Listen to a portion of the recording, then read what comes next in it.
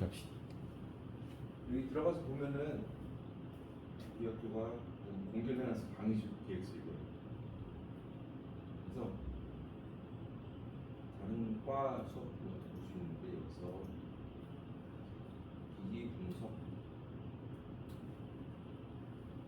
이렇게 쳐보면은 에너지 소재 화학공학부에서도 에너지 소재 공학부일 수도 있고 그리고 생태공학부에 있어요.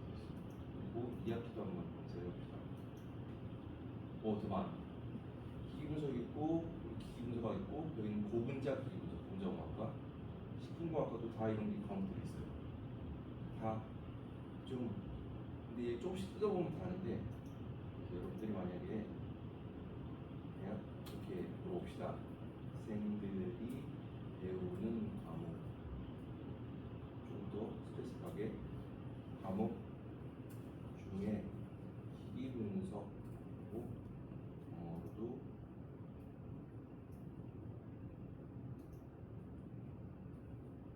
이란 게 어떤 걸 배우는 과목이지? 그거보다 칩시다. 이름 자체가 약간 처음에 어감이 안 와닿거든. 난 학생 때 기분서 학부생 때 봤을 때 우리 뭐 기계 분해하나? 부품이 뭐 들어있나? 이런 거 배우나? 그렇게 생각했거든. 봅시다.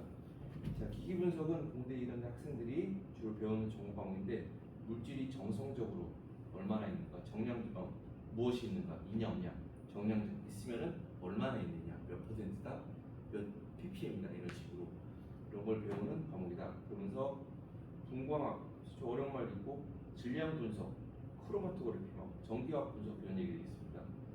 이게 보면은 그래서 왜 중요한가 있었는데 딱 봐도 여러분들 보세요. UV 미접을 분광, IR 적외선이거든. 적외선 분광, NMR, 매스 스펙트로스코피 이런 거 여러분들 지난 한 3, 4년 동안 들어봤어요? 여러분들 전공을 하면서 다른 거 안 들어봤죠. 그래서 이거는 뭐냐면 기기 분석인데 기기 분석이라는 과목이 이런 틀은 같은데 그 안에 조성이 어떻게 되냐 이런 걸 보는 틀은 같은데 과마다 그 관심사가 다릅니다. 관심사가 다르고 그리고 그걸 분석하는 툴 같은 게 달라요. 그래서 이거는 우리 과랑 맞는 얘기는 아니에요. 그럼 이제 좀 더 물어봐야지. 이런 내용들이 금속공학 또는 재료공학이라고 을 배우는 학생들에게 적절한 교과 내용인가? 난 아니까 이런 식으로 물어보면 내용인가? 다 비슷한 내용을 배우나? 이렇게 물어볼게요.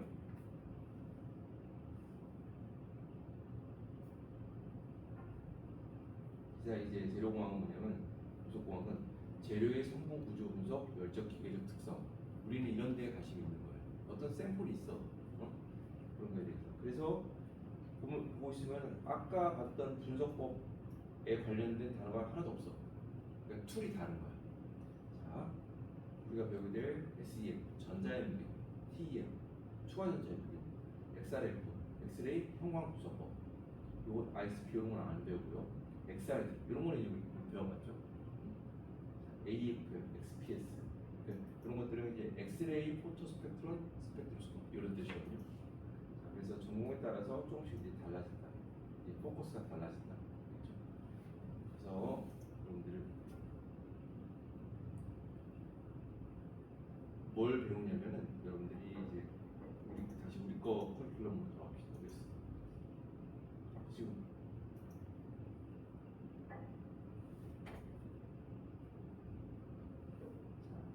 우리는 그래서 한 주 동안 어떻게 배울 거냐면 어떤 재료가 있어요. 재료 소재가 있는데 그거를 다양한 기기 장비를 이용해서 어떻게 분석하는지를 배우는 거예요. 그렇죠? 그래서 특별히 그러면은 뭐에 관심이 있느냐? 기본적으로 우리가 어떤 벌크 재료라고 하잖아요. 그러니까 가로 세로 높이 XYZ 축이 좀 비등한 예를 들어서 종이 같은 거 있다 그래요. 종이. 근데 종이 A4용이 있으면 그 가로 세로에 비해서 높이는 아주 무시할 만큼 낮은 거잖아요. 근데 그게 아니라 우리가 심지어 어떤 샘플을 가지고 있다 그러면 가로 세로 높이 그거는 이제 좀 대등한 이 디멘전에 있는 거잖아요.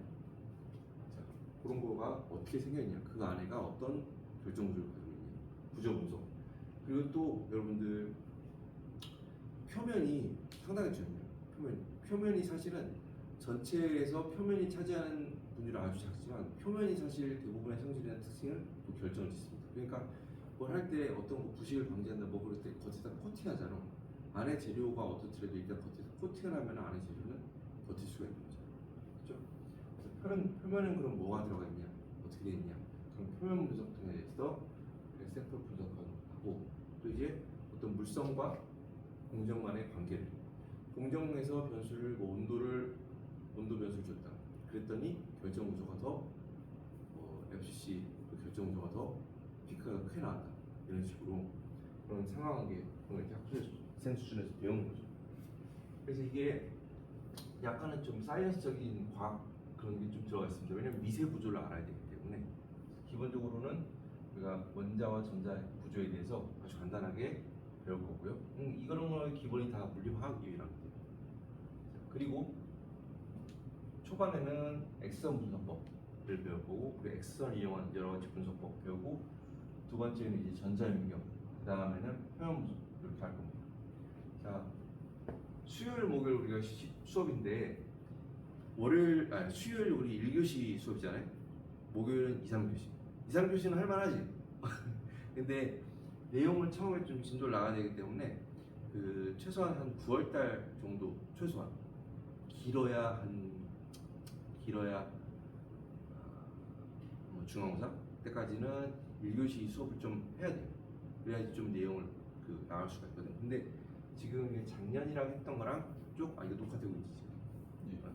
작년에 했던 거랑은 조금 이제 바꿔보려고 그래. 작년에는 그냥 블렌디드 러닝이었는데 올해는 블렌디드 러닝이 아니라 이제 PBL 식으로 좀 바꿨거든. 그러니까 내용 설명 그런 거에 대해서 사실은 하면서도 항상 시간이 부족하다고 느끼는데, 그래도 조금 더 내용 설명을 좀 더 빨리 넘어가고, 그리고 중앙고사 이후에 중앙고사 때까지 쭉 공부를 한 다음에 그 이후에 좀 이런 걸 한번 해보려고 해요. 지금 생각하는 거는 이제 어떤 미지 샘플을 이제 주는 거예요. 준 다음에 이제 여러분들이 이거에 대해서 분석을 해와라, 이런 식으로 하는 거죠. 근데 분석을 할 때 이제 각자 조로 될 수도 있고 아니면 6명, 1명씩 될 수도 있고, 나는 이거를 요런 식으로 배운 내용을 기반으로 이런 분석을 해보고 여기서는 뭘 예상을 하고, 이런 식으로 한번 계획표를 짜서 한번 보이고, 내가 계획표 보고 어이가 없으면 이런 걸 하지마, 이거 아니야. 왜냐면 시간이라는 걸 따져야 돼. 여러분 항상 가성비를 따져야 돼요. 여러분 공대생들은 우리가 뭐 엄청나게 뭐 부자나라고 그런 건 아니기 때문에 가성비를 좀 따져야 돼. 그리고 또 가성비 그것만이 아니라 공대생이라면, 공대를 졸업한 사람이면은 항상 그 안에 뭐가 깔려 있어야 되냐면, 뭐 다른 사람들이랑 뭐가 달라야 되냐면 효율 있잖아요. 효율.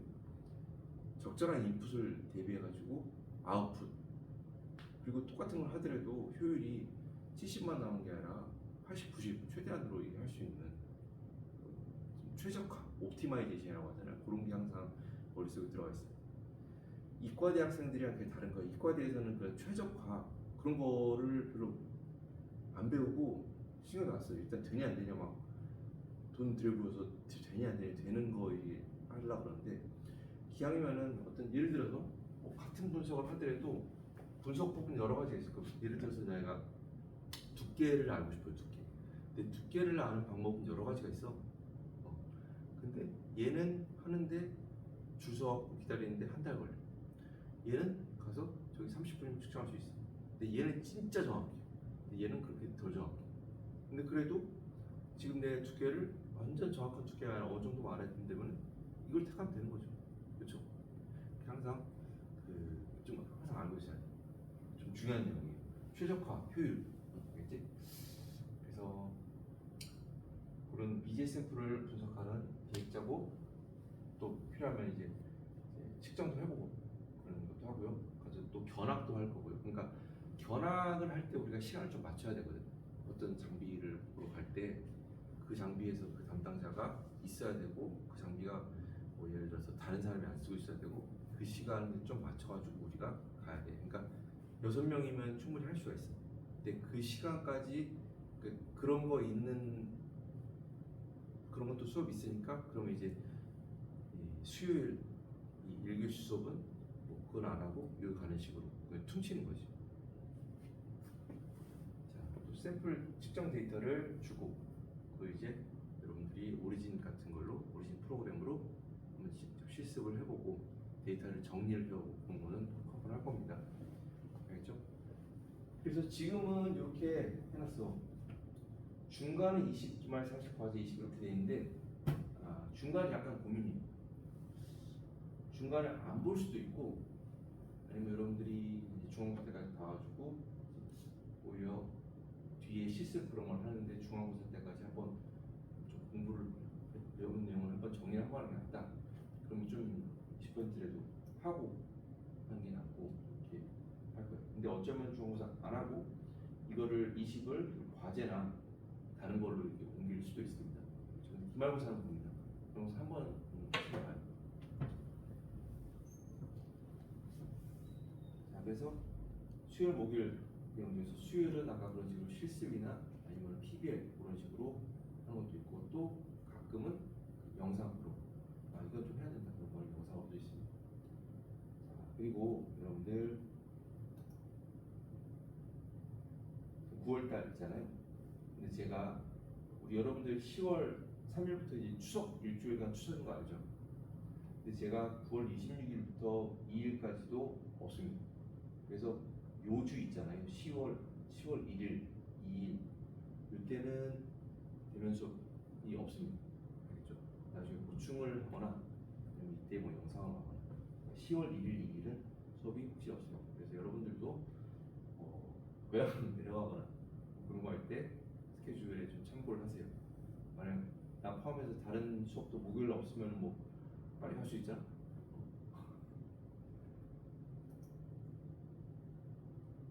알겠죠?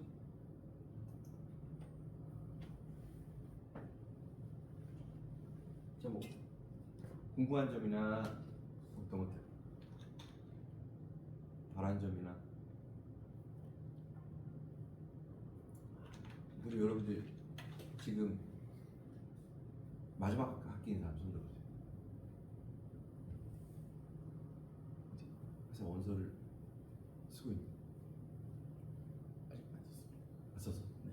네. 하다 보면 이제 면접, 예를 들어서 뭐 인천인데 면접 보러 오라, 동탄인데 면접 보러 이럴 수가 있거든. 예를 들어서 면접 일자가 뭐 수업이랑 겹치고 그러면은, 왜냐면 그럼 하루 빼야 되거든. 그런 날 있으면 미리미리 말을 하고, 나는 수업은 그대로 한데 그런 날 있으면 미리미리 양해를 구하고 그뭐 증서나 받아올 수 있으면 받아오고, 창가증 이런 거.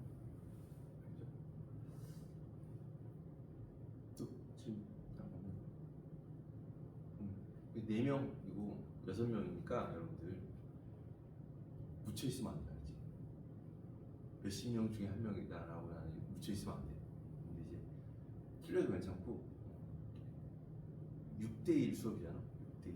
이 정도면 거의 미국 MIT 준하는 교수 학생 비율이거든. 여러분들 궁금한 거 있으면 수업 시간에 그냥 손 들고 얘기를 해도 되고, 졸업하고 이제 나가면 나중에 만나면은 다 동문이고 서로 적 아니야. 그러니까 여러분들 차라리 잘 지내고 이렇게 하세요. 자, 우리는 금속공학과 넓게 보면 이제 소재에 대해서 배우는데, 재료, 한국말은 재료 또는 소재. 소재란 말은 좀 그러니까 소재, 재료 뭐 다 구별을 쓰세요. 영어로는 머티리얼즈라고 합니다. 자, 머티리얼즈라고 하는 건 이제 위키피디아에 찾아보면은 어떤 물체를 구성하는 요소들의 화학적 요소나 요소들의 그 혼합, 이렇게 얘기를 합니다. 그렇죠? 우리가 철에 있으면 Fe에다가 카본도 들어가고 다른 것도 들어가고, 자, 그런 것들을 우리가 재료라고 합니다. 근데 재료가 이게 결국 뭐냐면은 재료를 구성하고 재료에서 나고 재료라고 하는 건 이제 매터라는 걸로 구성이 되고 매터에서 나왔고 매터랑 관계가 있어요. 매터는 뭐야? 머터리얼스랑 매터랑 생긴 것도 좀 단어도 비슷해. 근데 뭐야? 근데 좀 차이가 있어. 자, 우리가 지금 관심 있는 것들은 다 재료예요, 재료. 그런데 이거의 근간은 다 매터라고 하는 매터는 한국말로 번역하면 뭐랄까? 그치? 매터. 동사는 중요하다 그러죠. 매터가 무슨 뜻일까? 다 갑자기 나 안 쳐다보고. 매터는 한국말로? 대현이? 물질. 그러니까 어감이 좀 다른 거 알겠어요, 여러분들? 재료랑 물질이랑. 예를 들면 이게 뭐 플라스틱 재료다 그러지, 플라스틱 물질이 이지 않잖아. 근데 저 단어에 그러니까 포커스가 뭐냐면은 재료, 소재, 머티리얼스 이런 거는 이제 다분 이제 공대에서 거의 대부분 다 하나인데 거의 90% 훨씬 이상이 다 고체에 국한된 거예요, 고체. 근데 매터라고 하는 단어는 공대에서는 거의 안 쓰지 않습니다. 어디서 쓰냐면은 이제 화학과 같은데, 좀 물리학과, 이과대에서 쓰는 거고, 물질이고 저기에는 그 관심사가 고체, 액체, 기체, 그리고 또 하나 완전 종종 배운 중요한 거 여러분들이 꼭 알아야 되는 플라즈마, 그런 것들을 다 그냥 매터라고 해요. 그런 것들로 그런 것들이 더 미세한지 이거에 더 근원이 되는 것들이고, 우리는 이제 이런 것들을 배워. 그러니까 우리가 이런 걸 분석하는 게 아니라 이제 이런 걸 샘플, 더 그냥 브로드한 의미로 그냥 샘플 이렇게라고 말할 수 있겠죠. 그래서 우리의 관심사는 그런 머티리얼스고, 그 중에서도 우리는 거의 대부분 고체에 대해 가지고 있습니다. 물론 간간이 연구 분야에 따라서 예를 들어서 전기 화학을 많이 하거나 전해질하거나 그럴 때는 중간에 액체 상태도 중요합니다. 근데 일반적으로는 더 큰 대부분의 분야는 고체에 대해서 가지고 있어요. 그리고 우리가 하는 것도 다 고체에 대해서 분석을 하는 거예요. XRD, 엑스레이 회절법, 이런 다른 수업에서 배워봤잖아요. 중요합니다. 다른. 근데 XRD라는데 액체를 XRD라는 얘기 들어봤어. 알겠죠? 우리 과는 고체 하시면 돼요. 자, 우리 과가 영어로 이제 머털러지컬 엔지니어링이잖아요. 근데 머털러지컬 엔지니어링이 여러분들 있기 전에 사실 그거에 더 근원이 되는 그런 과의 기원은 뭐였냐면요, 자원공학과 있어요. 자원공학과. 그리고 그 전에 광산 그런 쪽이었어요. 그래갖고 우리나라에서 먼저 시작했던 학문이 아니에요. 미국에서 서부나 아니면 중부 같은 데서 땅에 자원 많은 데 있거든. 옛날에 서부의 캘리포니아에 금캐러 갔던 것처럼. 근데 금을 캤으면 거기에서 이제 금을 캐는 게 아니라 처음에 돌 같은 걸 이렇게 캐내잖아. 거기서 이제 금이나 우리가 원하는 광물을 은이나 것을 빼내는 거잖아요. 자, 그런 데서 이제 화학야금, 물리야금 이런 것들 학문이 발전했어요. 그런데 그러다가 재료에서 제일 지구상에서 주기율표에서 제일 흔한 물질이 바로 금속이에요, 금속. 그래서 이제 그 다음에는 이제 금속에 대해 사람들이 연구를 하고 금속공학과라는 과가 생겼어요.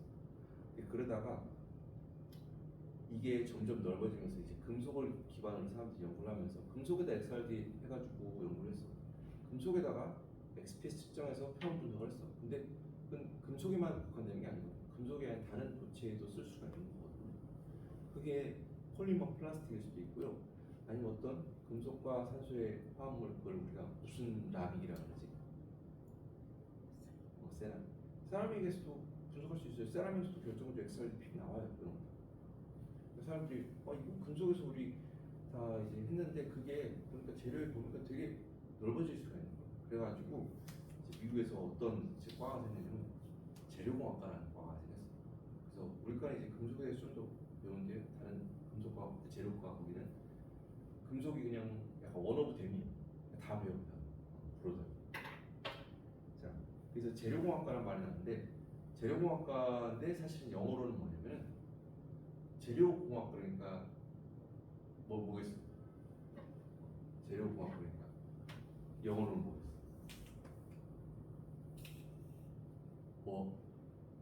그 재료 엔진.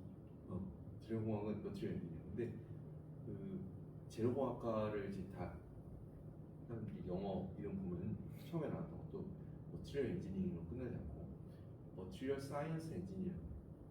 그래서 한 번씩 구글에서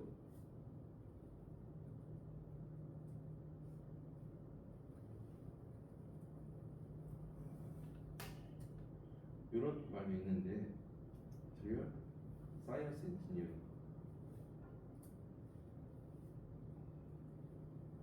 그리고 영어 보면은 MSC라고 보통 표시합니다. 근데 과 이름에 공대인데 사이언스란 말이 들어갑니다. 사이언스. 웃기죠? 이 처음 듣는 얘기 혹시? 공대 이름 딱 보면 다른데 외국에 보면 다 MSC라고 돼 있어. ME라고 되는데 거기 없어. ME는 뭐냐면 미케니컬 엔지니어링. 알지? 자, MSC라고 돼 있어. 그럼 뭐냐면 이거는 뭐냐면은 머터널시에 대해서 배우는데 과학적인 요소도 배우고 엔지니어링 요소도 배운다는 거예요. 그래서 우리 과가 약간은 그 더 물리화학을 좀 더 잘 알아야지 사람들이 더 이제 잘 할 수 있어요. 엔지니어링만 주가 주된 내용이 아니거든요. 그래서 머티리얼 사이언스는 말 그대로 재료의 기초 지식에 대해서 연구를 하는 게 주가 됩니다. 재료의 구조와 물성 사이의 상호관계 연구하고 새로운 재료를 그러면은 어떤 조성으로 해야 된다. 그렇게 해. 근데 거기서 끝나는 게 아니라 이제 그걸 가지고 어떤 새로운 응용 지식 머티리얼 사이언스 해가지고 기초 지식 했는데 예를 들어서 응용 분야가 다르잖아. 어디에서는 이제 그런 철제 비음으로 쓰이고 어디에서는 또 자동차의 강판으로 쓰일 수 있고 그러면 거기 들어가는 재료의 조성이 같다고 말할 수 없잖아요. 응용 분야가 다른 거니까. 그러면 그 똑같은 재료에도 어떤 공정을 통해서 그냥 최적화해서 우리가 시간 대비 가격 대비 최적의 성능을 뽑을 수 있는 이런 것까지 한 쪽이 오히려 재료공학입니다. 그렇죠? 예를 들어볼게요. Al2O3 알루미늄 옥사이드인데 알루미늄 옥사이드 또는 이런 것들을 그냥 또 알루미나 이렇게 부르기도 합니다. 알루미늄 틀만 아니에요. 자, 알루미늄 옥사이드가 얘가 재료가 이 내부 구조가 어떻게 생겼냐에 따라서 초과되는 정보가 다릅니다. 자, 이 세 개가 전부 다 A1-O3. 자, 그런데 얘는 제일 왼쪽에 있는 건요 단결정이에요. 단결정 알루미늄 옥사이드 때 얘는 단결정은요 과학적 특성이요 투명합니다. 근데 같은 알루미늄 옥사이드요 그 만약에 그 안에 우리가 포라고 하죠. 그 기공이 많고 그러면은 얘가 빛이 와서도 그 안에 기공 그런 거나 표면에 있는 기공 때문에 빛이 난반사돼 가지고요 얘가 이렇게 마치 전기 색깔처럼 이렇게 보입니다. 투명하지 않습니다. 기본적으로 그런 산화물 있잖아요. 알루미늄 옥사이드, 예를 들어서 마그네슘 옥사이드, 탄탈륨 옥사이드, 파프륨 옥사이드 이런 식으로 금속 플러스 산화물로 되어 있는 얘네들은 기본적으로는 좀 투명해요. 완전 투명하면 이제 단결정이고 완전 투명하지 않더라도 다결정이고 또는 비정지여도 얘가 밴드갭이 크고 그러기 때문에 좀 투명합니다. 근데 예를 들어서 알루미늄 옥사이드가 단결정은 이런데요. 오른쪽에 있는 건 여러분들 다결정입니다. 그래서 제가 봤을 때 다결정. 다결정은 이거 두 개 없어요, 여러분들. 얘 좀 두껍죠, 왼쪽 거. 이 두꺼운데도 이렇게 투명한데 좀 이렇게 얇은데도 거의 불투명. 근데 보고 있으면 여기 약간 글씨 보이는 거 보여? 약간. 그러니까 약간 추가되고 있는데 이거는 뭐 거의 뭐 별로 뭐 말할 수 없는 거죠. 그래서 같은 알루미늄 옥사이드 조성이어도 구조가 어떻게 되냐에 따라서 이렇게 달라진다. 그리고 그 안에 기공이 얼마나 많냐에 따라서 이렇게 아예 뭐 추가도가 없을 수도 있습니다. 그래서 우리가 같은 재료에도 이런 걸 분석을 해볼 수 있어요.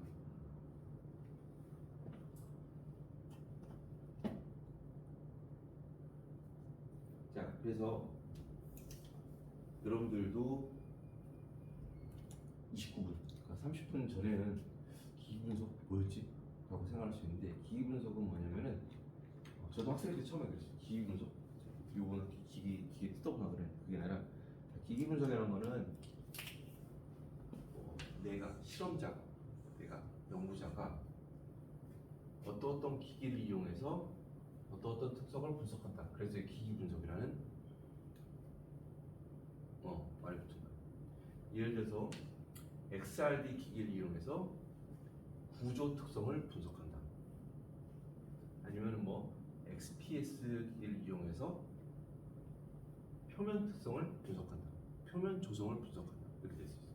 그러니까 내가 분석하려고 하는 게 뭐냐에 따라서 이제 툴이 달라지는 거야. 내가 뭐 SEM 전자현미경 기기를 이용해서 미세 구조를 분석한다. 또는 뭐 단면을 본다 그러면 두께를 분석한다.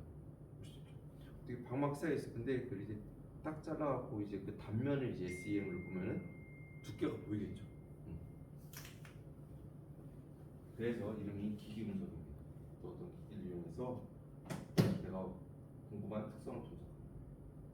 그래서 이건 이제 작년 건데 다 짬뽕이에요. 비대면 수업도 있고 내 수업은 거의 대면이고 그리고 지금 후반부로 가면 이제 실습한 거 있으니까 이제 PBL도 있고 데이터를 정리해서 분석하는 것도 있으니까 그것도 이제 PBL. 그러니까 한마디로 말하면 PBL인데 다 섞여 있다고 보면 됩니다. 견학도 있고 그렇죠? 그래서 여러분들이 저는 4학년 과목 있잖아요. 여러분들 4학년 2학기 과목 왜 학생들이 안 듣지? 나 4학년 1학기까지 그냥 큰 문제 없이 열심히 했으면은 학점이 거의 다 채워지는 거야. 근데 그 학점도 132학점이죠. 이게 또 이거 말하면 라떼는 말이야. 140학점이었어. 140학점. 여러분들 찾아봐요. 인도 공대 이런 데는요. 졸업학점이 160학점이 아니야. 260학점인 거야. 그치 달라. 132학점은 솔직히 말했고 미안한 말인데 1학년 때부터 나쁘지 않아 그냥 쭉 했으면요 너 4학년 1학기 때도 널널하게 들 수 있는 학점이야. 여러분들 4학년 2학기 때 엄청난 무슨 활동을 하는지 모르겠는데 나는 좀 아쉬워. 다른 과목들 8강 된 거 알죠? 이것도 8강 위기에 있었던 거 알아요. 8명 해야 되는데 이거 안 된다고 이제 졸업 이 학점 있어야지 졸업한 학생들이 필요하다고 해가지고 살린 거예요. 좀 아쉽습니다. 여러분들 이 과목은 여러분들 전공을 해가지고 커리어를 해나가는데 필요한 과목이에요. 진짜 필요한 과목. 자 그리고 혹시라도 그런 학생들이 난 이제까지 못 봤는데 다행이고 그나마 좀 희망이 있는 거지. 절대 부정행위를 하지 마세요. 못하도록 난 여러 가지 막고 그럴 텐데 베껴올 필요 없고 남의 거 시험 보면 다 틀린 거. 지난학기에 내가 애전실 실험 수업하면서 게이트 올 어라운드 GAA 이런 거 조사해라고 그런 거 했거든. 학생들이 보고서 너무 잘 썼어. 보고서 쓰는 수준이 챗GPT 나오기 전과 후가 지금 확 달랐어 사람들이. 근데 그래갖고 내가 이렇게 공부를 했으면 시험 문제를 되겠다. 시험 문제를 했거든. 게이트 올 어라운드 설명하는 시험 문제 했거든.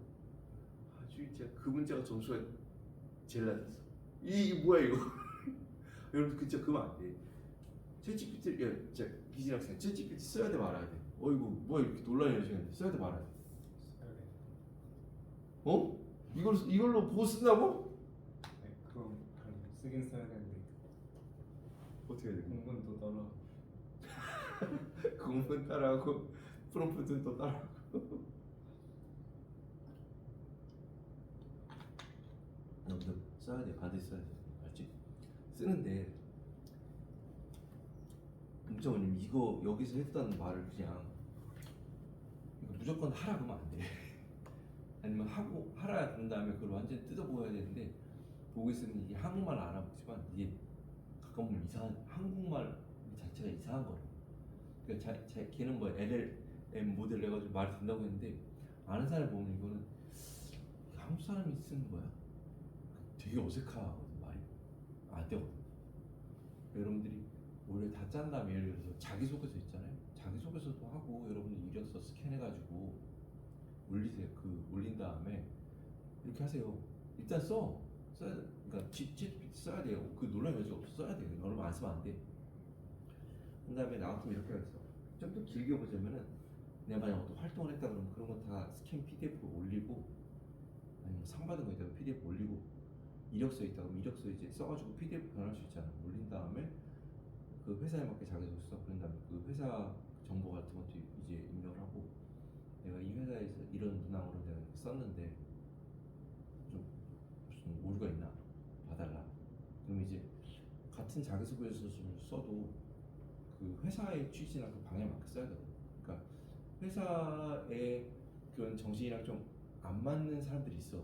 왜냐면 예를 들어서 나 같은 사람은 나보고 뭐 예를 들어서 현대건설 취직시키려고 그래. 나 같은 사람 그래서 못 살아. 그런 바닥에서는 못 살아. 그런 험한 바닥에서는 그런 게 있더라고. 그래서 내가 썼던 이런 내용들이 내 소재를 가지고 일단 이야기를 만들어 썼는데 그게 이 회사에 추구하는 거랑 물어보는 거랑 맞는지 여러분들 그런 건 체크를 해봐요. 또 이런 것도 있어요. 예를 들어서 부동산 계약을 뭐 하잖아. 그럼 그 자리에서 바로 사인하지 말고 부동산 계약서 받아가지고 사인하기 전에 받아가지고 스캔을 떠. ChatGPT 올려. 네. 이상한 조항 찾아봐. 못하다 보면 찾거든. 그래서 그런 거 여러분 쓸 줄 알아야 돼. 써야 돼. 근데 그거 그냥 명시하고 있으면 이제 바보들. 활용할 줄 알아야 되지. 관련 게이트 올 어라운드를 쓰면 그걸 해가지고 내가 그걸 공부를 해야 되는데 그것만 써서 내서 모의고사 시험 받으면은 시험 점수 그냥 안 되는 거지. 자 그리고 요거는 좀 월요일 수요일 1교시 오늘 아까 얘기했던 대로 하고 수요일 2, 3교시는 뭐 들어가겠습니다. 근데 오늘 왜 다 안 왔어? 2, 3교시 뒤에 수요일 2, 3교시면은 10시부터 12시거든요. 근데 12시부터 그 뒤에 혹시 수업이 좀 있는 사람? 몇 시? 3시. 2시. 저 12시. 12시 바로 수업 있어. 다른 과목. 그래. 알겠어. 그래서 어떻게 되냐? 혹시라도 뭐 필요가 있으면 그 목요일날 2시간 수업하고 뒤에 그냥 좀 더 해버리고 만약 예를 들어서 수요일날 그주는 수요일날 수업 안 하고 목요일날 2시간 반 연속으로 할까 이렇게 생각했었는데 12시 수업 있으면 안 해. 1시입니다. 1시? 네. 1시? 밥 먹어도 됐어요. 2시면 괜찮은데 그러니까 12시에는 바로 지금 여기 있는 사람들은 수업 없다는 거죠. 그 뒤에 목요일날 10시, 12시인데 우리가 12시 뒤에는 바로 수업을 하고 빨라야 하시라는 거지. 어디 건물 어디? 여기 근데 그래요.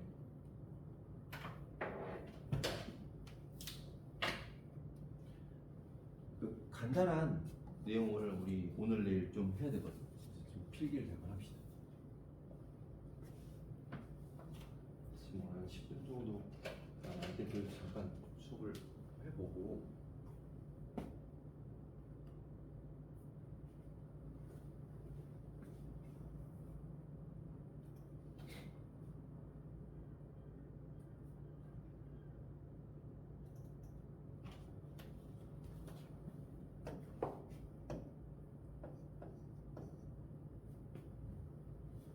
자, 여러분들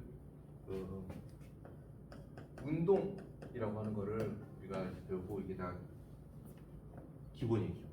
운동이라고 있는데 얘가 뭐냐면은 영어로는 여기서 말하는 운동은 스포츠가 아니라 모션입니다. 모션.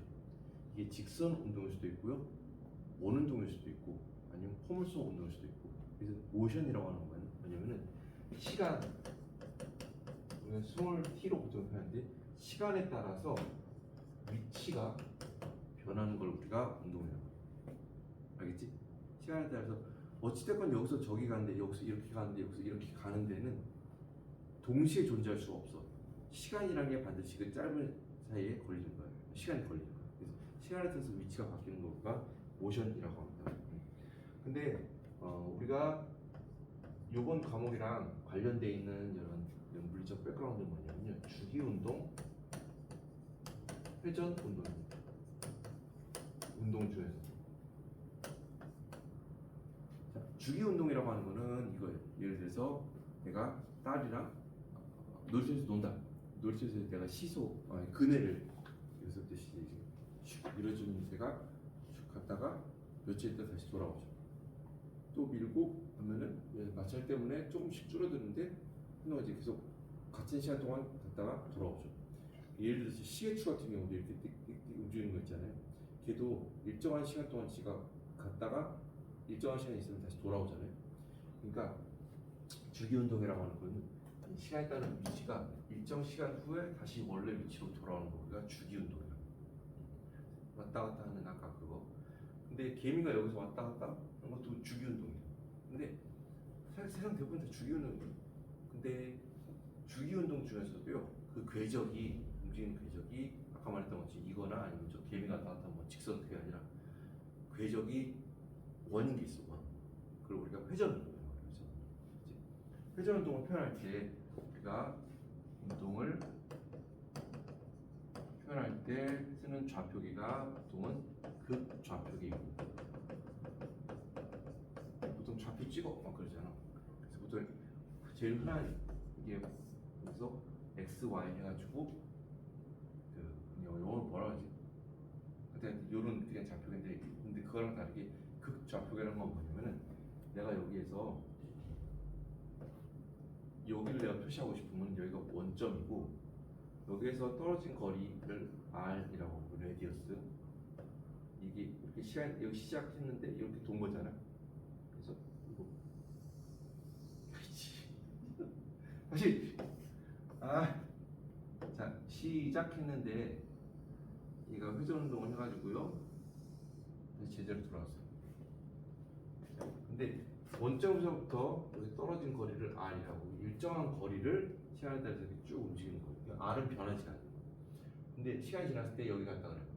그러면 우리가 여기를 우리가 세타라고 해가지고요, 여기 위치를 이제 표시하는데 우리가 r과 세타로 표시 또는 표현을 하는 게 우리가 극좌표기입니다. 폴라 코디네이트. 아까 말했던 그 일반적인 x, y지. 그는 칼티산 코디네이트라고 하는데 한 번은 x좀 까먹었어. 근데 지금 이거는 폴라 코디네이트, 극좌표기로 표시를 해요. 자, 그래서 우리가 여기서 떨어진 거리를 r, 레디어스 r이라고 하고요. 반시계 방향으로 우리가 세타를 정합니다. 반시계 방향으로. 자, 그러면은 우리는 여기에서 알고 있는 게 어렸을 때부터 호의 길이, 아크의 길이는 L 이꼴 R 세타라고 표현하죠. 그렇죠? 여기 호의 길이 L은 L 이꼴 R 세타라고 알고 있죠. 자, 그래서 세타는 뭐냐면요, 여기서 이동한 반시계 방향의 각도인데 어떻게 표시되냐면요, R분의 L이에요. R분의 L. 알겠죠? 자, 그래서 만일 L 이꼴 R이라고 그래요. 그러니까 이 호의 길이가 반지름의 길이랑 같다 그래요. 호의 길이가 반지름이랑 같다. 그럼 세타는 몇이에요? 몇이에요? 1. 자, 만약에 우리는 원주의 길이를 2파이 R이라고 하는 거는 중학교 때부터 배웠어. 파이 R을 이제 성매자 파이 R을 이런 거 막 배웠잖아. 파이 액자 들어가는 거. 근데 제일 기본적으로 배웠던 게 원주의 길이는 L 이꼴 2파이 R. 그래서 만약에 이번에 L이 2파이 R이라고 해봐요.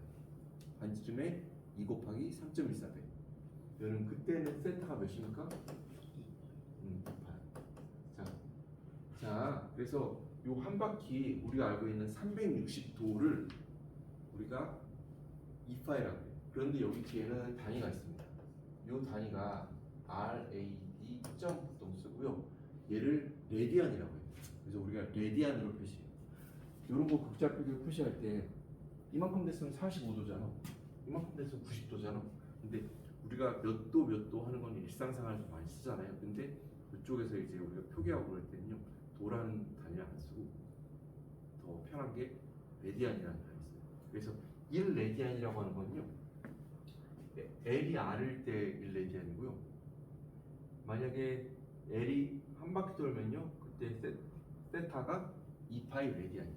자, 근데 얘를 보통 일상생활에서 뭐 2파이, 3분의 4파이, 4분의 1파이 이런 식으로 표시를 했는데 거기 뒤에는 레디안이라는 단위를 우리가 안 붙였어요.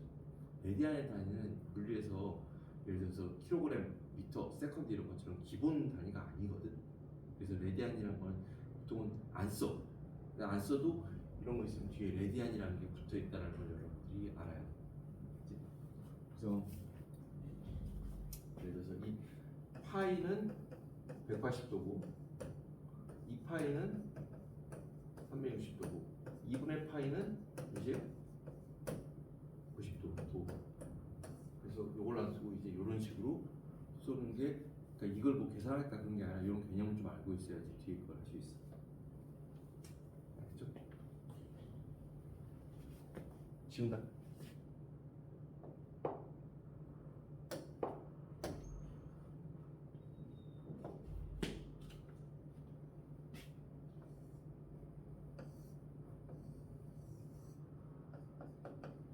각속도라는 거를 한번 봅시다. 각속도. 자, 근데 얘가 R 있고 세타인데 시간에 따라서 이제 움직이는데 어떤 거는 이렇게 움직일 수도 있고 어떤 거는 움직일 수도 있죠.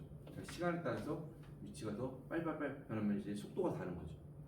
그래서 우리가 일상생활에서 말하는 속도, 그리고 우리가 벨러시티라고 해가지고 물리에서 V자를 써요. V는 뭐 T분의 S 뭐 이런 식으로 배웠잖아요. 근데 여기서는요, 이 각이 결국 돌아가는 거거든요. 그래서 이 속도 앞에다 각자를 붙여요. 각속도. 각속도는 뭐냐면은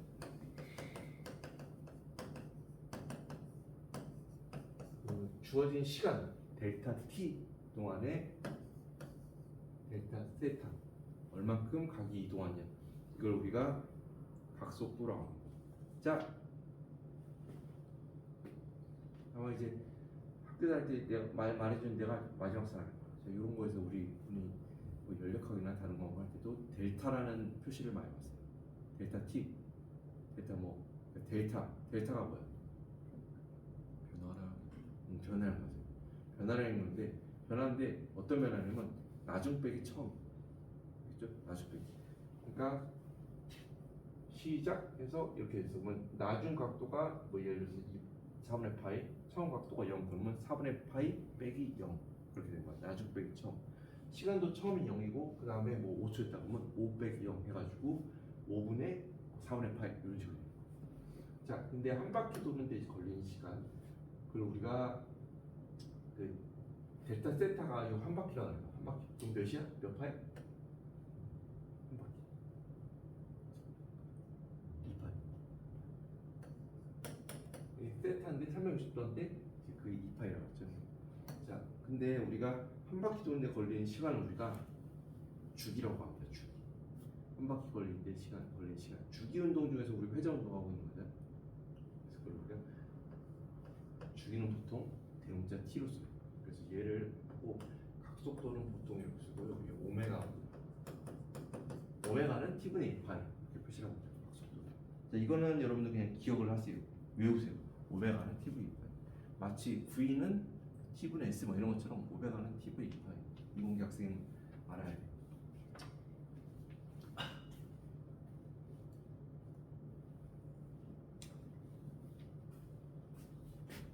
그리고 다음 시간 내일은 이어서 우리가 요거